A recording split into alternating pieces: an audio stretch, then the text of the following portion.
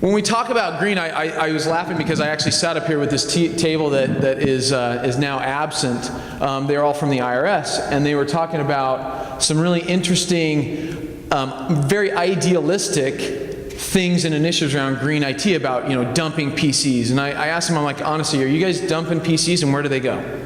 Do you really care about where they go? And they said, well, we do care about the impact and all that kind of stuff on the environment. I'm like, well, then where do they go? What's your supply chain look like? How is it actually disposed? Do you handle every single bit of it? If you cared that much, would you handhold it all the way through the process to make sure that it was disposed of correctly and or done? And they had blank stares. And a lot of it was centered around really just reducing costs. And so for me, it's, all of the initiatives are centered around, well, it doesn't matter, all this green stuff doesn't matter to me until it hits my pocketbook, really. And it makes me hurt in terms of what I have to do. So I think of green IT, I think of saving greenbacks, not necessarily, saving, doing sustainability and things like that. So it's an important initiative to me as long as it gets me what I need. So virtual desktops, for most people, are very, very slow and things like that. But the beauty of what we provide, and we've heard some unbelievable technology. We heard it from Christian and what they do in terms of savings. And we take a lot of that technology, we put it into an appliance, and we provide these virtual desktops that outperform physical machines. If it outperforms a physical machine, people will start to use it. And it gives IT the control back. Well, these three words that are very synonymous with green IT to me mean a whole host of different things. When we talk about reduce, reuse, and recycle, to me that means, well, if I can reduce the amount of compute that it needs to do that same stuff, or reduce the amount of resources that it takes to do that, then of course I'm going to use it. It's going to save me money. If I can reuse a lot of the same applications, a lot of the same infrastructure, which, how many cloud discussions have we had today? Right? I don't know about you, but, to me it's still the same,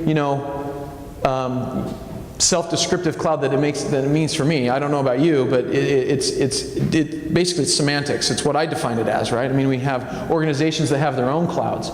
So I want to be able to reuse a lot of those resources and then push them back out. And then, of course, recycling. Well, what about labor costs? What about labor in general? What about recycling them in terms of saving them the time and actually repurposing them? So for me, these three things mean absolutely, completely different.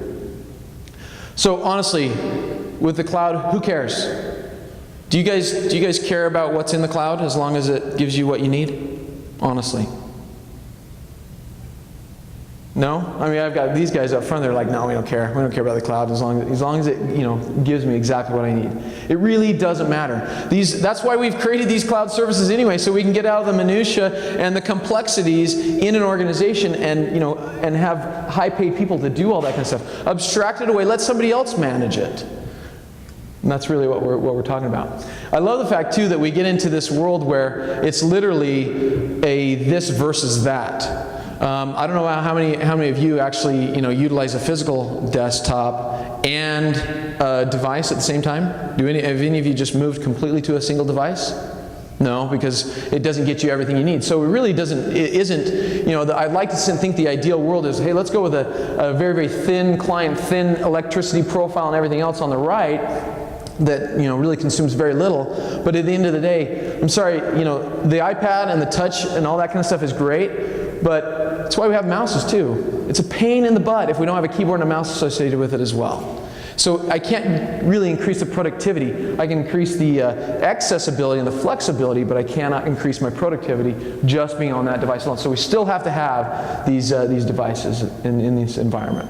And I like the fact too that a lot of this information is really centered around this plus a server, right? Those applications run somewhere. And some of them run on bare iron, a lot of them are virtualized, they run somewhere.